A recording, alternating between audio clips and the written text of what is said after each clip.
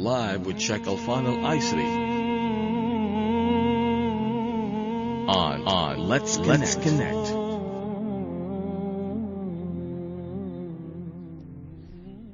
Assalamu alaikum. Welcome to your Ramadan radio program, Let's Connect. We'll be with you together in this blessed month of Ramadan.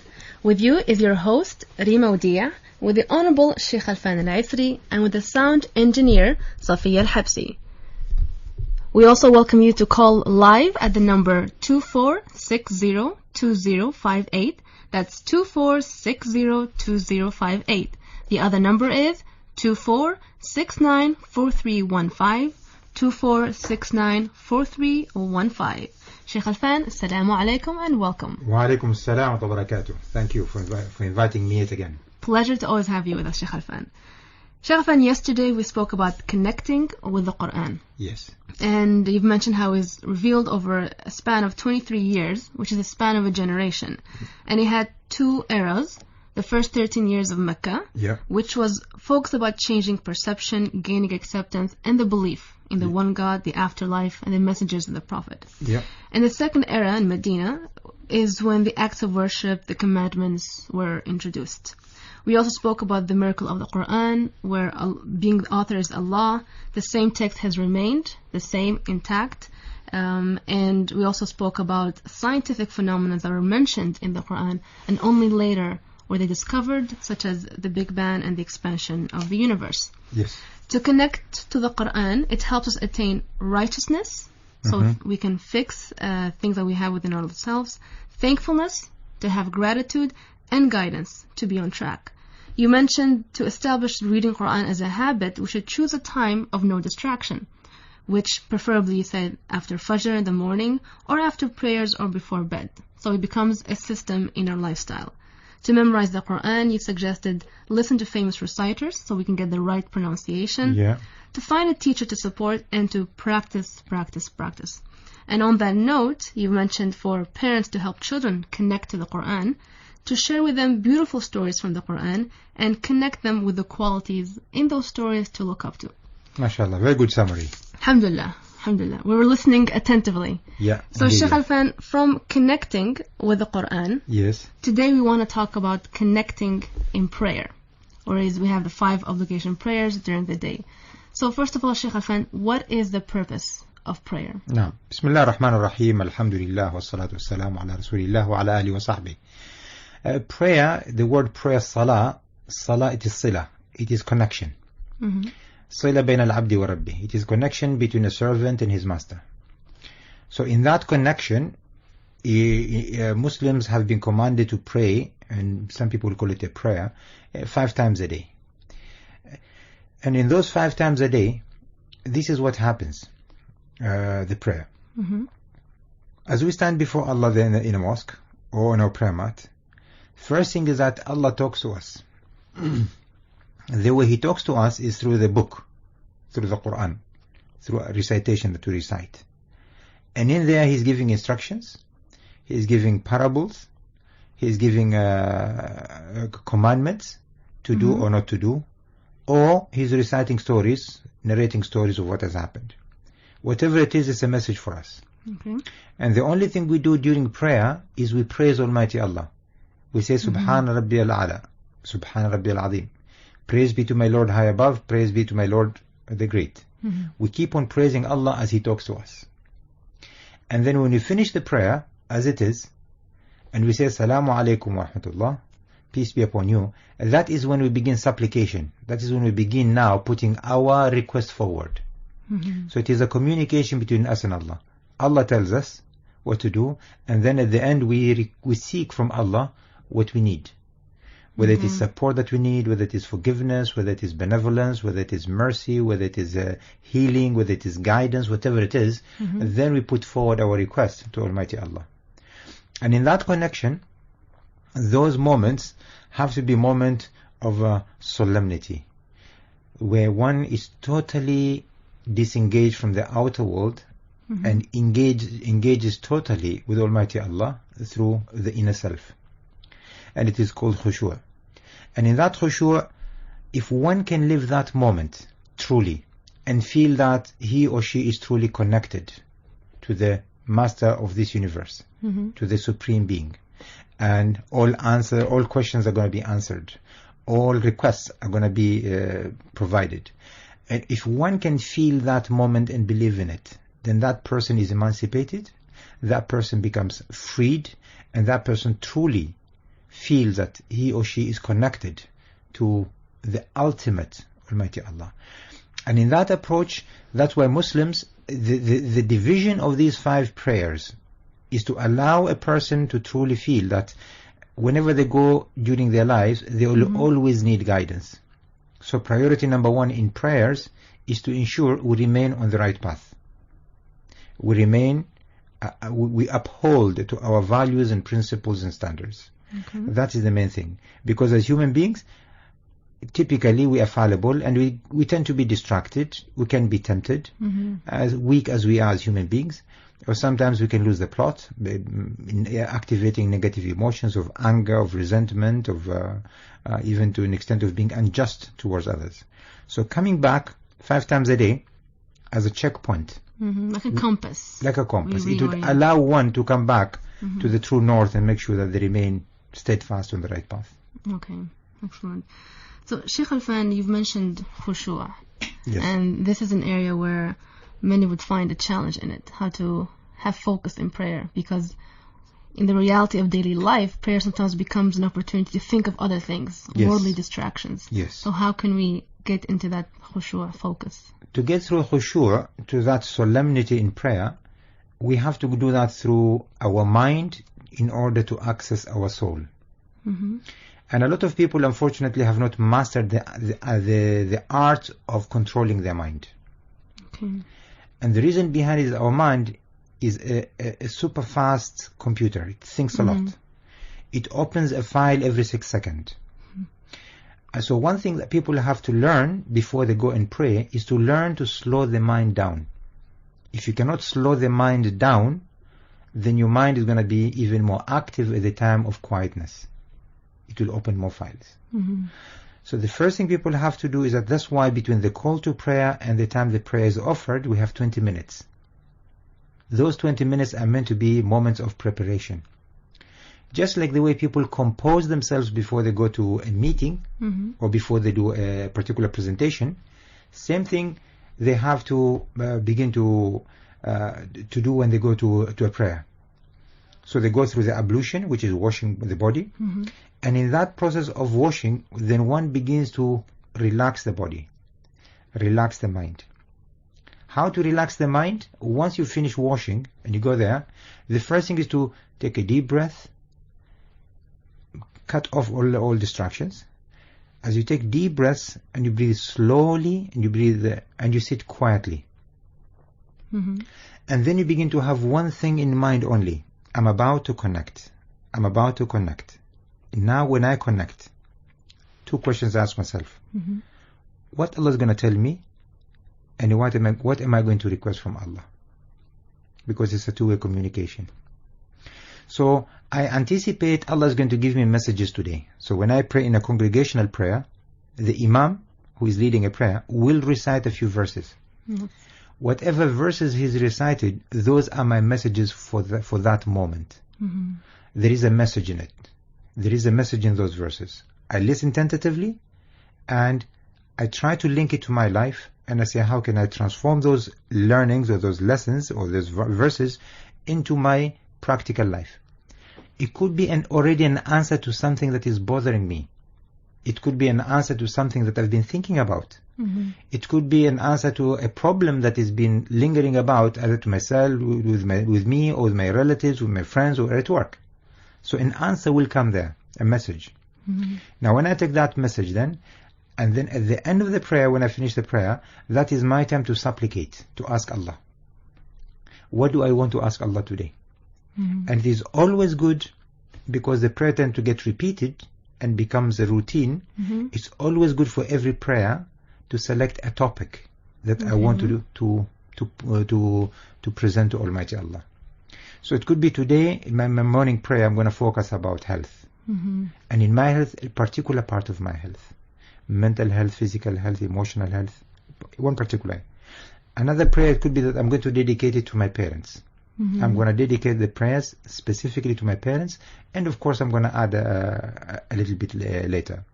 My next prayer is going to be specifically to my child. I name the child. Could be to my spouse.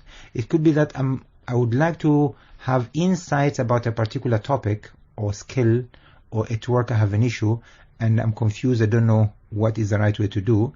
I'm torn between. So I pause there. So if I then transform, like every prayer is a meeting, and every meeting needs to have an agenda, and every agenda needs to have an objective. Why do we pose these agenda items?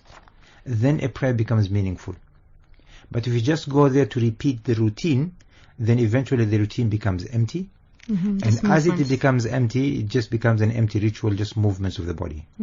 And our mind then wanders and disappears and goes further away. So in order to present khushu', so we slow down the mind, Yes. we focus, and we look forward to the connection, sila, Yes. with Allah, Yes. where we receive messages from Allah, and after the prayer, we supplicate and make dua, Yes. and to specify a theme Indeed. we can to look forward to. Specifying a theme for every prayer, or it could be a theme for every day. So if people find difficult to change a theme every day, it could be a theme, so that I take one theme for the whole day, and then my 5 prayers is the same theme. I keep on repeating and repeating my request in presenting it differently to Almighty Allah, so that Allah may accept it. That way then prayers become meaningful. And in the context, Sheikh Afan, of say a workplace where Yes. you're busy and someone might not have the opportunity to slow down the mind. So what can be done in that situation? With time, people who have mastered the skill of quietening the mind, all they need is 5 minutes to quieten the mind. In actual fact, even 3 minutes are enough to quieten the mind. And the main thing to do, the three things one has to do to quieten the mind. One of them, they have to find a place where it is quiet. Okay. No distractions. If we can achieve that, that is good. Second thing is to make sure that the body composure, the way the people sit, they sit comfortably. Yeah. So initially, before starting a prayer, one can actually sit on the floor quietly, just like when they sit for tahiyyat. And number 3 is to begin to take deep breaths and slowing down the mind through breathing. Slowly breathing, because when you slow down the breathing, the mind slows down. That's why when people come panicking, the first thing we tell them, sit down, take a deep breath. Because by taking a deep breath, all the stresses and the speed of the mind begins to slow down. And when one does that for 3 to 5 minutes, then the mind is already quietened.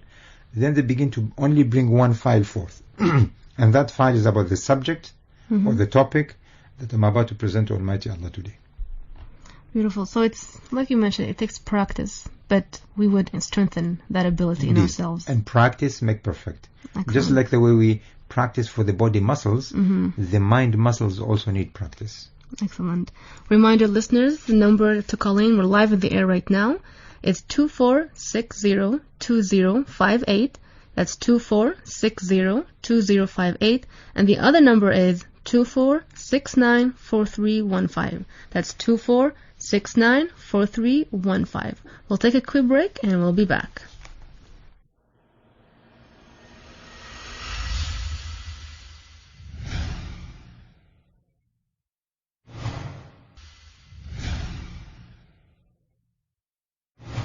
The Holy Prophet, peace and blessings of Allah be upon him, a string of his hadiths. On the authority of Abu Dharr, may Allah be pleased with him, who said, the Holy Prophet, peace and blessings of Allah be upon him, told me, do not consider even the smallest good deed as insignificant.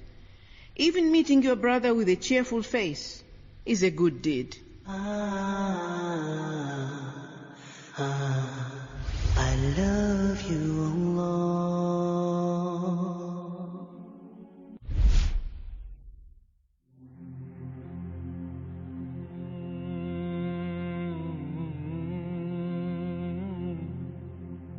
Live with Sheikh Alfan Al-Aisri on Let's Connect.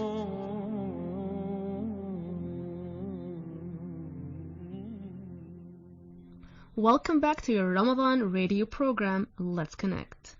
Sheikh Afan, we spoke about prayer as sila, connection with Allah, and how we can slow down our mind to establish that khushu' and focus. We also want to take a step back and understand more the concept of prayer in Islam. Why was it made an obligation? No. Made an obligation simply for one reason. As human beings, we need guidance. Mm-hmm. And without guidance, we are lost. You see even people who have little faith, sometimes they need guidance at moments of difficulties, at moments of tribulation. Mm-hmm. Sheikh Afan, we have a call. We'll go back to that Okay. point. Assalamu alaikum. Walaikum salam.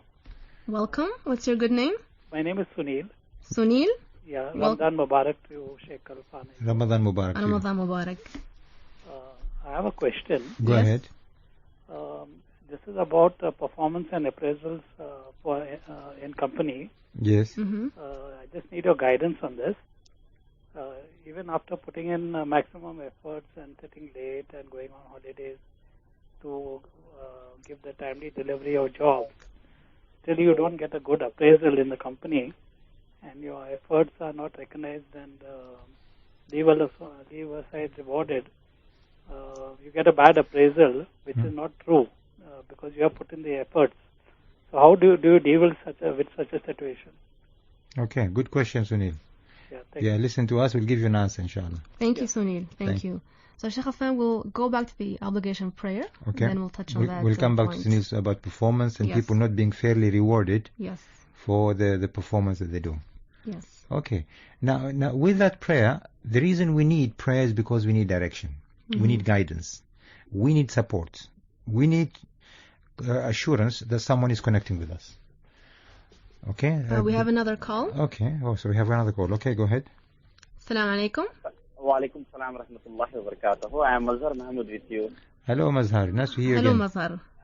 How are you, sir? After a long time, once again, alhamdulillah, we are in touch with each other. Barakallah feek. Alhamdulillah. So it's a very good topic is discussing, mashallah. Allah Ta'ala reward us with all your information. One thing always we observe that, alhamdulillah, we do the prayers, but as you know, that our life has become mechanical. Yes. Even though we are standing in prayer, our mind is roaming out. We'll try to bring to the prayer conscious, but still for a moment you'll be there again to fly off. Yes. Can please advise that, alhamdulillah, we are doing Tarawih with 20 rakat, even though we are not doing fast, but mind is there, we are listening, but still other part of the mind is going in other ways Yeah. to the, dunya life, Oh. what earth is doing, social life, I can say. Can Yeah. please advise that how we can bring to proper concentration, we can think about Allah Ta'ala, we can put our complete soul on that. Good idea. Yeah. Good question, Mazhar. Thank you, Mazhar. Thank you, sir. Thank you. Inshallah. Inshallah. Shukran. So, Sheikh Afan, this question is related to, I believe, quieting the mind. Indeed, yeah. Yes. So it's the same topic we're talking about. We can expand on Mazhar Mahmood and come back to Sunil's question later. Yes. So in prayer we need direction, we need support, we need to realize that we are not alone. There is someone there listening to us. And for example, let's take Sunil's case, where you realize that you've been unfairly treated and you feel helpless. Mm-hmm. The beauty of Islam is that when you feel helpless, then you turn to the one that is Almighty. So it allows you to have access. To access a manager, you need an appointment. To access a CEO, you need even a more challenging appointment. To access even someone at the board of directors, excuse me, is almost impossible. Mm-hmm. You need to have a good reason to go and meet them. And even if you meet them, you can't meet them every day. So Almighty Allah says, if people are difficult to meet, for them to come and support you, I am closer. With me, you don't need an appointment. You don't even need to go through a secretary, through somebody. Nor do you just need to put forth first your problem, and then I will say, well, can I have a meeting with you or can I not? You as a person, you decide when to meet Allah, how long to meet Him, what topic to discuss, and when to end the meeting. Directly connect. Connect. It's a hotline available not only to Muslims but also to non-Muslims, basically to anybody. Almighty Allah says in the Quran, وَإِذَا سَأَلَكَ عِبَادِي عَنِّي, when my servants ask you about me, فَإِنِّي قَرِيب, I'm very close. أجيب دعوة الداعي إذا دعان. I answer the call of anyone who calls upon me. Anyone. So there's no gender, there's no creed, there's no age, there's no social status. You don't have to be from the low caste or from the high caste or from the special. Anywhere you are, whoever you are, you can connect with Allah. Now, having that assurance and realizing I can connect with Allah and no one can stop me, whether you are as a free person or even imprisoned, whether you are at moments of glory or at the moment of desperation, it doesn't matter. Wherever you are, whenever you are, whoever you are, you can connect.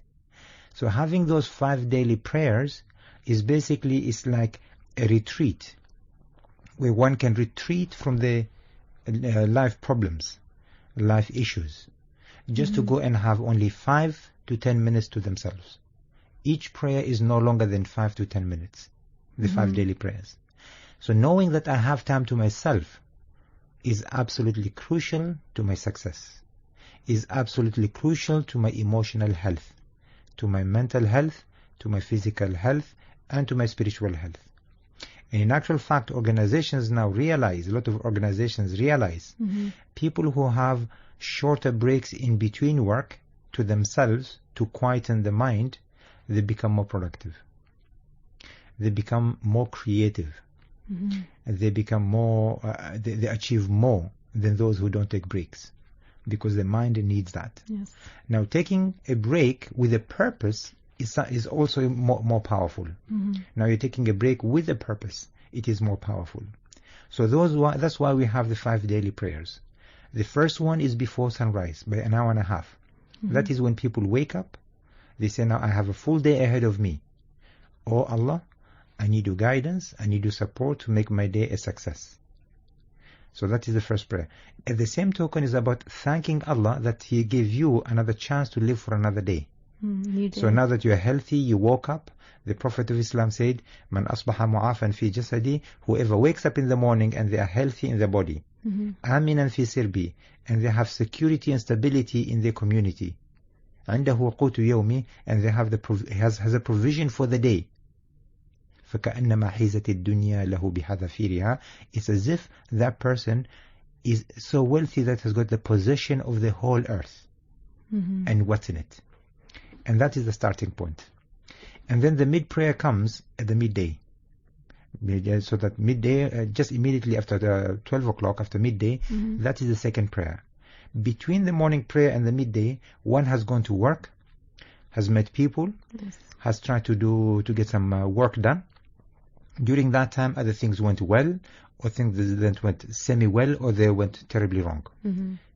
Irrespective of how things went, we need to go back and to check. It's more of an active time. It's been active. Now we need to go and slow the mind down and say how my morning has been so far. It's like a process check. Time out. Has my day been good? Thank you, Almighty Allah. Has my day been half and half? Oh Allah, please make it a success towards the end. Has my day been terrible? Oh Allah, give me some guidance. I need to make things better and clearer, etc.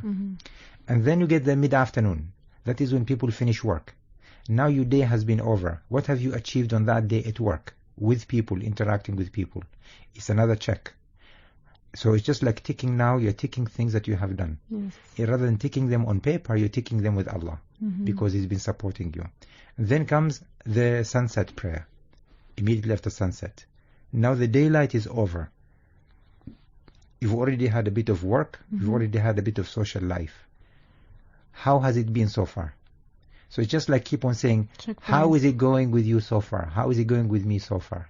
And then seeking His guidance. Indeed. And before you go to bed, the final prayer is offered, and that is the time to say, thank you for the day. Please give me another chance for tomorrow and make my tomorrow better. So having that habit of having those process checks, the checks and balances, ticking boxes, and keep on seeking guidance, one can never ever go wrong if they do it rightly. Yes. Indeed. And I believe, Sheikh Afan, when we keep these elements in mind, it helps us have focus, because it's no longer something that I have to do, Yeah. but I want to do it. Indeed, I yeah. need this. Absolutely. It has a meaning, it has a different connotation altogether between I have to do because it's an obligation and I want to do it because it's good for me. Excellent. And let's take that to answer Mazhar, to elaborate more. Yeah. Where he's saying his mind is there, but he feels another part of his mind is not focused in the prayer. Yeah, now, I think we all suffer from that, Mazhar Mahmoud. We all suffer from not being attentive in the prayer and our mind wandering away. And the element of concentration, we need to understand how do people concentrate.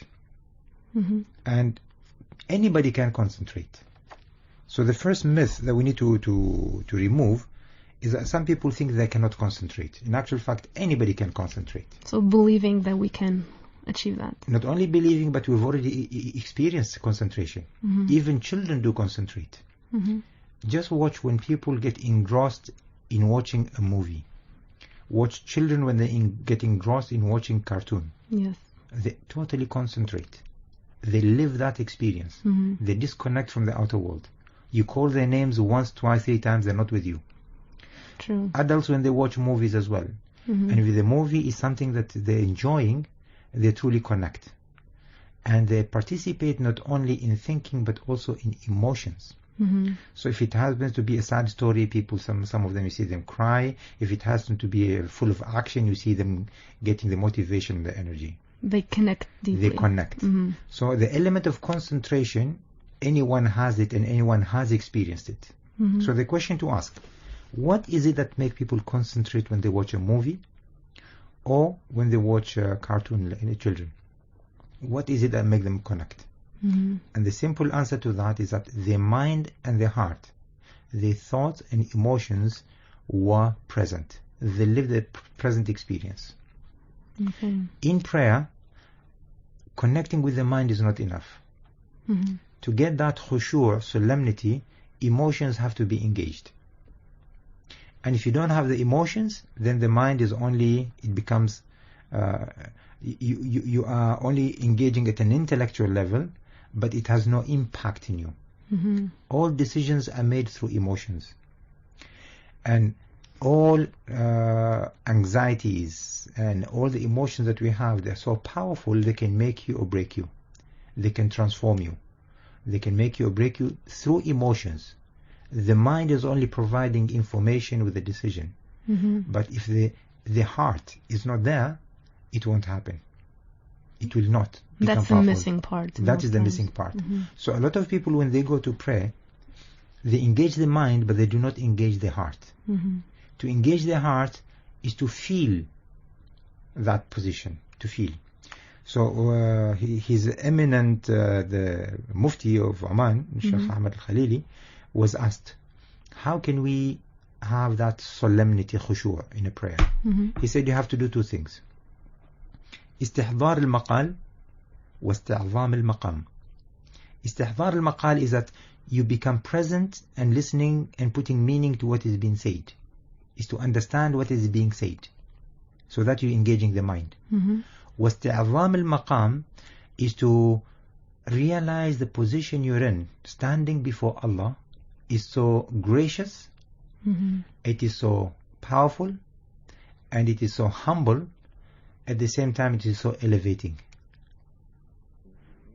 And the way to communicate that, for example, to Mazhar Mahmoud, we say, imagine you were told that tomorrow you're going to meet a minister or you're going to meet a king. And you know you're going to meet a king, as an example. How would you begin to prepare yourself? First, physically. You'll take the shower or bath. You'll smell good. You'll look fantastic. You'll wear your best attire. And then as you're being driven to meet the king, and you are being driven in a limousine as an example, what will happen to your mind? You'll begin to compose your mind at the same time with a little bit of anxiety. What am I going to say? What is he going to tell me? If it asks me questions, how am I going to answer the questions? So you begin to compose yourself. Now you reach there and you're in the waiting room waiting to meet the king or a prominent figure. How will you be sitting in that waiting room? Will you be playing with your mobile? Will you be busy reading the WhatsApp and the messages and others? Or will you be totally focused in trying to compose yourself? minimum distractions, trying to keep you cool and making sure that you are ready. And now the moment comes, you are meeting the king. When you stand before the king, will you be worried about answering your phone call or having thoughts that distract you, and you begin to think about your home and you begin to think about your duties and other stuff? Or will you be there attentively listening to every word the king is telling you? You'll be present You in will the be moment. absolutely present. Your figure, your behavior, your body language, your words, your attention, your eyes, your ears will all be there 100%. That is concentration, that is being present.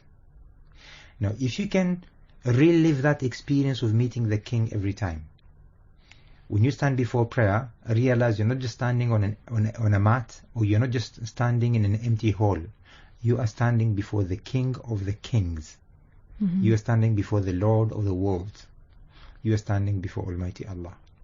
So taking those 3 minutes just to experience, to activate the feeling that I'm standing before the most powerful, the only most powerful being on earth and universe, then you realize how small you are, how weak you are, how vulnerable you are, but at the same time, how lucky you are to stand before him.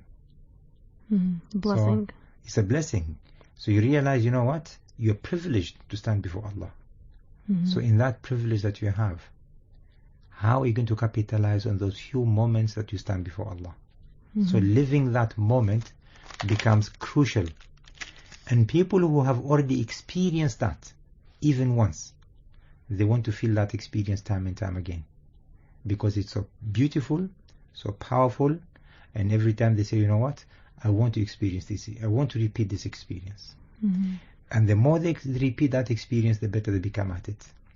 That's why the Prophet of Islam said, جُعِلَتْ قُرَّةُ عَيْنِ فِي الصَّلَاةِ, the coolness of my eyes. In other words, the only place that I find peace is in my prayer. So in that prayer, it's not a burden, but it is a pleasure. It's a passion. It's something to enjoy. Beautiful. Reminder, listeners, the number to call in is 24602058. And another number is 24694315. Thank you, Mazhar, for your excellent question. We'll take a quick break and we'll be back with more. This is Radio, Sultan of Oman, 90.4 FM.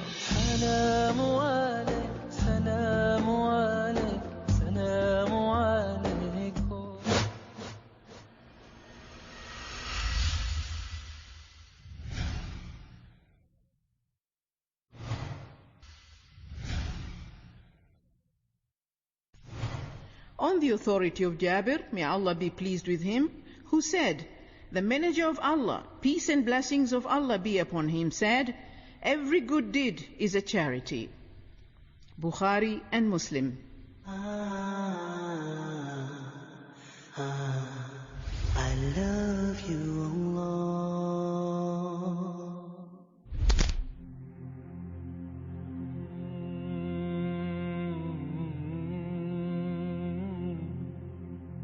Live with Sheikh Alfan Al-Aisri. On Let's Connect. Welcome back to your Ramadan radio program, Let's Connect. Sheikh Alfan will take up Sunni's question now about performance and appraisals, and when there isn't a fair reward. And also would like to mention that we will have a special episode dedicated to workplace matters.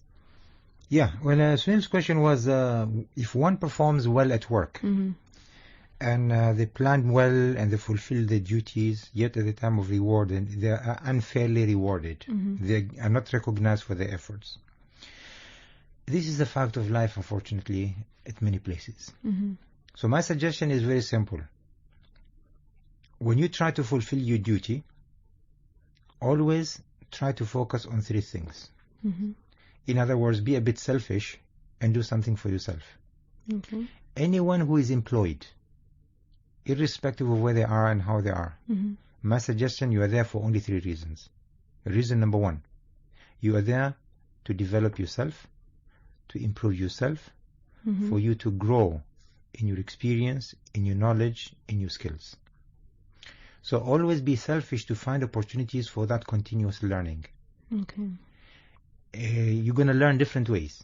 You're going to learn how to execute jobs. You're going to learn how to solve problems. You're going to learn how to deal with people. You're going to learn how to deal with difficulties, with setbacks, with many things. You're going to learn even new things. You're going to learn about different cultures, about etc. So the opportunity for you to learn is vast. So embracing it as a learning experience. And what a beautiful way to go and learn and be paid. So take it positively that you are there. You are being paid to go and learn. Okay. And you're allowed to go and practice that learning, to put it to use. So that is opportunity number one. In other words, avoid falling in the trap of being a routine person. Okay. Routine people learn nothing. They're just repeating what they have learned. So every day you go to work, find ways that you can learn new things. Keep on learning. Keep on expanding that horizon and learning. That is reason number one, you go to work. Reason number two, you go to work is for you to understand the system. How does the system work here? And there are many systems that are interrelated and interact with each other. You have the HR system, you have the financial system, you have the marketing, you have the contracting, you have the auditing, you have the rewarding, you have the appraisal. Many systems, planning, execution, material procurement, so many systems. Try to learn how these systems interact with each other and support each other. Okay. In other words, do not just listen to orders given to you. Try to go and understand how does the system work. The quality system, the health system, the assurance system, and the payment systems. Many systems are there. So how the organization functions. Indeed. Yeah. Number three, you are there to learn how to deal with people. The art of interacting with other people. So the interpersonal skills. You're going to meet at work people who are proactive. You're going to meet people who are reactive. You're going to meet people who are passive. At the same time, you're going to meet people at work who are friendly, and some of them are unfriendly. You're going to meet people who are arrogant, some people who are humble. You're going to meet people who respect you, and some people who disrespect you. You're going to meet people who listen to you. You're going to meet people who don't listen to you. How do you deal with these people? How do you deal with difficult people? At the same time, how do you deal with good people? How do you deal with people who are average? How do you deal with people who are high performers? How do you deal with people who are non-performers? People are going to come to work with their own problems. They may have had a fight at home, they may have had a loss at home, they may have burdens, so they come there a bit down, depressed. You're going to deal with people who are becoming sick and ill. How do you deal with all these scenarios? So learn how to deal with people, and always keep an eye and ear open to acquire new information and skills on how to deal with different categories of people. There is never one way of dealing with people. So now imagine I go to work, and this is my mission. I'm going to improve myself, which means that if I improve myself, my productivity, my performance, my delivery, my contribution is going to be higher. At the same time, I'm learning about the systems. Therefore, understand how systems interact. I can take advantage on how systems work to be able to even to produce more and get things more done better. And I know how to deal with people, therefore I can get more out of people. If I do that, I don't need a reward from my manager because that is my biggest reward. And guess what? If you acquire these three, you acquire knowledge and skills and experience that no one can take from you. They can take the credit, but they can never take that experience with you. So as you grow, your market price, your market value goes up. And as it goes up, your CV improves. And if your CV improves, you become more marketable and you have more options. So the whole idea of being employed is for you to have more options of employability. In other words, you do not become a prisoner or a captive of one organization. If that organization treats you well and they reward you handsomely for your effort, then they deserve your loyalty. If on the other hand they do not recognize your efforts, they do not recognize your contribution, and they always try to put you down for one reason or another, you are free to move on. You don't have to stay there. So there is no contractual obligations for you to stay there beyond the 1 month notice or the 3 month notice. Okay. So, and in actual fact, there was a study that was made internationally. The reason people resign from jobs is not because of the organization, it's because of the immediate boss. The immediate boss is the person whom, because people interact with that most interaction, either they are happy with that relationship or they are unhappy. And a lot of people resign when that relationship is not good. So my simple answer to Sunil, forget about being rewarded.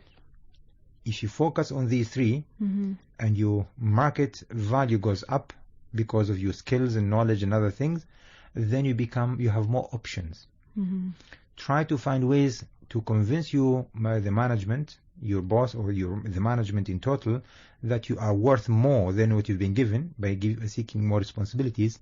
If you don't find room for you to practice what you do and for growth, then you have the freedom to move on. Okay. Yeah. So it's not being drained by the short-term situation, looking at the long-term win. Yes. And then finding opportunities in those challenges. Yeah. And if anyone goes to work without these three objectives, I tell them you're wasting your life. Okay. Because 1 year, 2 years, 3 years, 5 years will pass by, and you will realize you've been repeating what you've been doing all the time, and in actual fact you have never grown. The only thing that has grown in you is biological age. You just became older, but not wiser. Yes. So I always encourage the youngsters, I always encourage even people who have been in a job for 15 years to re-evaluate when they go to work, to ensure they have these three in mind: personal growth, learning how the systems work, and acquiring the interpersonal skills. Excellent. Thank you, Sheikh Alfan. Thank you, Sunil, for that question as well. Sheikh Alfan, let's talk about the Qibla, which is all Muslims praying in the same direction. What's the significance of that? Yeah. All Muslims, wherever they are, all over the world, have to face Mecca. And in facing Mecca, whether you are north, you are south, you are east, west, wherever you are, you have to face Mecca. And facing Mecca itself, one has to face Al-Kaaba. We have a call. Okay. Yes. Let's take the call first. Assalamu alaikum. Wa alaikum assalam wa rahmatullahi wa barakatuh. Reem, how are you? Alhamdulillah. Yourself? Fine, thank you. Alhamdulillah. Assalamu alaikum, Sheikh Alfan. Wa alaikum assalam wa barakatuh. How are you today? Alhamdulillah. This sounds like Brother Hatim. Yes. Our friend. Yes. I have a question. Today you're talking about success, especially at the workplace. Yes. We come across people who are very negative at work. Yes. And if you're a person who is an achiever and you have a goal, should you focus on your goal and ignore them, or try to change those negative people along the path of achieving your goal? So should you focus on them and try to change them, or should you go ahead and just ignore them and achieve your goal? Good question. Thank you, Sheikh. Shukran Hatim. Shukran Hatim. Inshallah. Thank you. Yeah, let's come back to that question later on. Yes. Since you asked me first the question about Al-Qibla. So inshallah we'll answer Brother Hatim in a minute. So why do people have to face Mecca? There are a few reasons behind it. First and foremost is that we are told by Almighty Allah that is what we have to do. فَوَلِّ وَجْهَكَ قِبْلَةً تَرْضَى فَإِنَّمَا تُوَلُّوا فَثَمَّ وَجْهُ اللَّهِ. So Almighty Allah is telling us فَوَلِّ وَجْهَكَ شَطْرَ الْمَسْجِدِ الْحَرَامِ. Always face al-Masjid al-Haram, the sacred mosque that is in Mecca. Second reason behind it is that as Muslims, we are told to be in connection with nature. We have to be in connection with nature. So the first thing a Muslim does always has to know the directions of east, west, north and south relative to Mecca. So I need to know where Mecca is relative to where I am. So in so doing, already people know the directions. They know the north, east and west and south. The time of prayers also are linked to the movement of the sun. The fasting of the month of Ramadan and other months of the lunar calendar is linked to the moon. So you see already a Muslim is linked with nature in whatever they do. To pray, we need to find a clear area, clean soil that we can go and pray. So again, connection with nature. One has to find clean water to go and make the ablution, so then connection with nature. So everything a Muslim does, he's not in isolation of nature, but is part and parcel of nature, and has to look after nature and has to look after the phenomena of how this universe is being mastered and controlled and moved. So that is the second reason, knowing the direction. So all Muslims are very good navigators. Very good navigators. And being good navigators, they know exactly how and where they are relative to, they know the sunrise, the sunset, the midday, they know the direction, north, east, west and south. So they're good navigators and linked to nature already. Okay, so we'll take a quick break and we'll be back.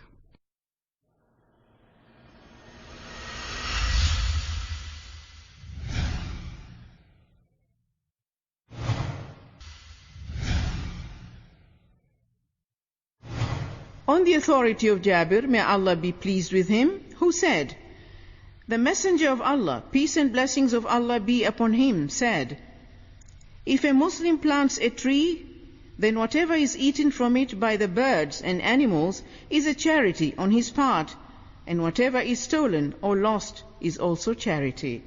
I love you, Allah.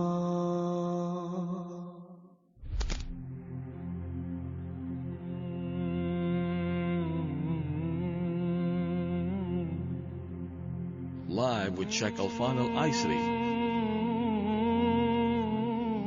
on Let's Connect.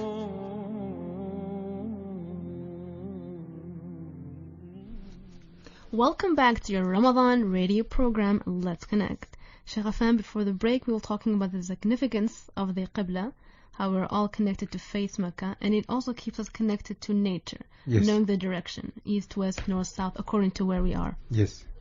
Indeed. So first we talked about it's a commandment from Allah.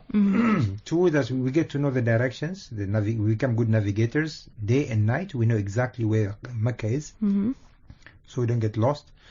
And number three is that as Muslims, we are told to be one. We have to be united as one. We have another call, Sheikh Alfan. MashaAllah. Okay, let's go for another call. Assalamu alaikum. Once again, Mr. Sheikh Alfan, I'm with you. Assalamu alaikum. Yes, sir. Always I used to think that Alhamdulillah, when God created Adam, He gave Eve as his better half. Yes.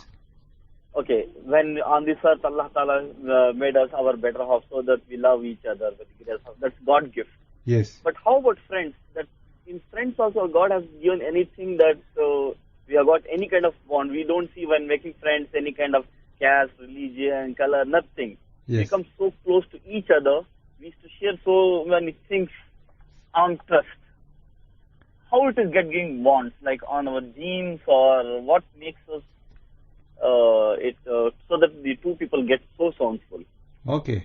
So what makes the bond strong? What makes a bond, yes, between friends. Yes. Sometimes we find that there is that connection. Yes. We'll come back to that. Thank you. Right, sir. Thank you. Thank you, Mazhar. Okay. Yeah. So going back to Qibla and direction, as Muslims we're told to be one. So we have to be united. And being united, we all face the same direction. Yes. And facing that direction is all about facing one. It's about unity. We all have one common purpose, one direction, and so we face the same direction. So there's an element of unity. We're united in one front, all facing the same direction. Reason number 4 is that we are told now by geologists that apparently Mecca is the center of gravity. With the center of gravity, Muslims have to prostrate. They have to prostrate in the sujood, in their prayers. And when they make the prayers, we are also told that the brain has got some electric pulses. And the best way to discharge those electric pulses that cause us stress and others is by touching the earth, earthing. Yeah, they call it in electricity, earthing. So when our forefront, our forehead touches the ground, we discharge the extra electricity. Not only that, but because we are facing Mecca, then basically we are normalizing any magnetic charges that we may have. So if you have the static electricity and all of that, by doing that, we discharge all of those. And then apparently there was a study that was made. Muslims who pray 5 times a day properly, and they make sure that the forehead touches the ground, rarely have headaches or they have migraines. So health benefits. There is a health benefit. So that is another reason why we have to face Mecca. Beautiful.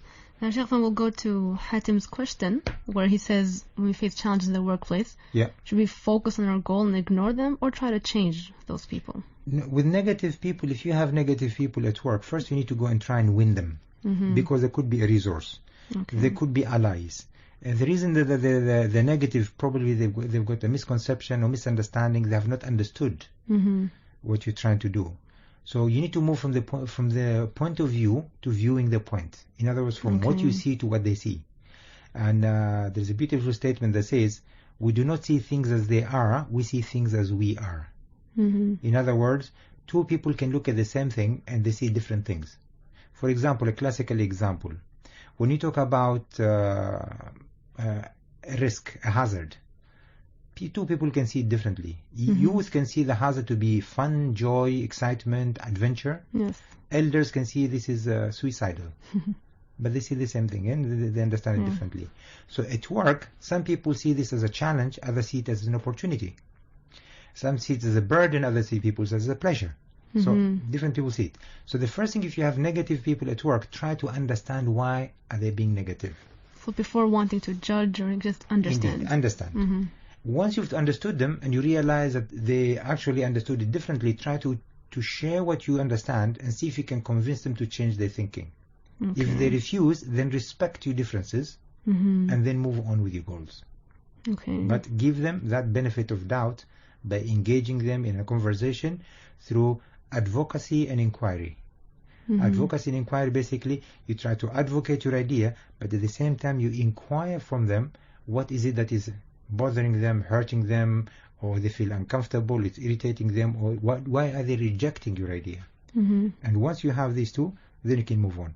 Yes, there are people who will try to stand before you to block you from moving forward. They will try to find all means and ways to irritate you, to frustrate you, to stress you, so that you can either leave or you can do something else, you can give up. But if you believe in your goal, nothing should stop you. You should pursue it with full passion, confidence, and stamina. Okay. And if people are not willing to have that conversation, then you can move on from it. Indeed. And it's amazing when you have a conversation with people who disagree with you, and it is a conversation of respect and of trying to understand how much people change after that.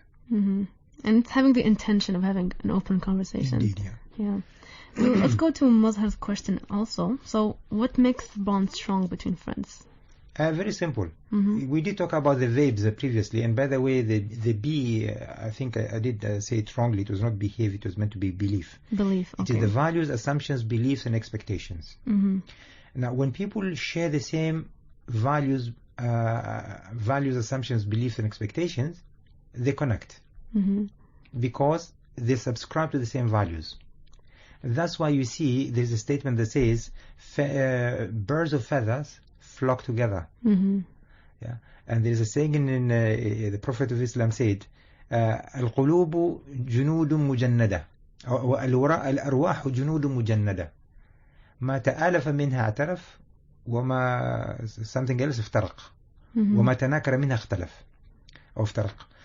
Basically, it says souls are like the soldiers that are on a mission. Whichever souls that get to recognize each other and they synchronize with each other, they share the same values, they share the same assumptions, beliefs, and expectations. They connect together and they are more synchronized and in harmony together. And whatever that differ, then you see them, they repel each other. So either they attract or they repel. And usually it takes about, if I'm not mistaken, it's either 3 seconds or 30 seconds or 7 seconds. I can't remember exactly, to make that connection, to come to that judgment. So when you see someone, just from the looks, although it may appear to be the looks, but there's also that energy, because of the same values, assumptions, beliefs, and expectations. Either the two souls then are attracted to each other, or they repel with each other. The reason behind, for example, let's take an example. You have someone who dresses funky and appears to be following a particular direction. And such person, you know that they're being rebellious to the community and they want to look different. Yeah, stand out. And then they go, for example, to a shopping mall. And suddenly they see someone who looks like them. When they meet each other, they will smile at each other because they're all trying to communicate the same message. Same thing you see when people, for example, who come from a particular country and they're in a foreign country. When they see each other, The minute they see each other, that we come from the same country, you see that they try to connect, because now in that environment they share the same values, and they are the minorities, and they see themselves as strangers, so they already have a few things in common, and they connect. So basically, people who you bond with, irrespective of nationality, irrespective of creed, irrespective of gender, is because you are sharing the same values and principles. You subscribe to the same values, and that is what makes you connect. It could be that both of you like, for example, a particular type of sports. Both of you practice the same hobby. Both of you maybe are proactive. Both of you maybe you like to listen to particular type of music. Both of you like to eat specific type of food. Both of you like to wear specific types of clothes. So there is something that is in common between you that makes you attracted to each other. Maybe both of you subscribe to being punctual on time. Or both of you subscribe to the fact of being honest, and you have the integrity. So there is something that will make you, the two of you, without you communicating, that you'll feel, you know what, I can trust this person. I feel comfortable being with this person. I feel okay to share with this person. And as a result, because you share the same values and principles, you find it that you're in your comfort zone. You don't have to act differently. You don't have to change yourself. You don't have to do anything. You can be yourself. You can be yourself. That's why the youth, you see the youth, for example, they always like to hang out together. They don't like to hang out with their parents. Why? It's because, again, you subscribe to different values than their parents. So if you see, for example, 3 families going on a picnic, you'll find men hanging together, women hanging together, girls together, boys together. The reason behind it they do that is not because of the gender and the age. It's simply because these people are subscribing to different values. So men will be talking about sports. They'll be talking about maybe racing cars. They'll be talking about business. They'll be talking about numbers. Women will be talking about fashion. They'll be talking about cooking. We'll be talking about raising kids. They'll be talking about relationship. Girls will be talking about fashion, about the latest in the trend, etc. And then boys will be talking about cars. They'll be talking about football. They'll be talking about showing off, etc. So you can see already people are subscribing to different values of this category, and that's why they hang out with each other. What attracted them is not because of age, it's because of the thinking, the belief, and what they value the most. And that's why deep connections would also happen from different faiths and nationalities and countries, because there's some common value that connects us. Absolutely. Excellent. Well, Sheikh Alfan, just to end on today's note, can you give us the key approach that a parent can encourage a child to connect with prayer? Very simple. Is make them look forward to that connection. Make them realize they're going to gain from it. Motivate them rather than punish them or talk about prayers through fear of punishment. Okay. Yeah, and make them know that what they can benefit from that connection, and let them experience it. And whenever they become successful, link it to their prayers, and as a result, encourage. If they have a problem, say, you go and pray and ask Allah, let Allah help you. And that way then they begin to learn to seek Allah with their problems. Excellent. So having an open conversation with them. Yeah. Thank you very much, Sheikh Alfan. With that, we come to the end of the show today. This is your host, Rima Odia, with the Honorable Sheikh Alfan Al-Aisri and the sound engineer, Safiya Al-Habsi. We'll be back again the coming Sunday with more fascinating topics in our blessed month of Ramadan. Wishing you a lovely day ahead. Ma'a salama, with peace and love.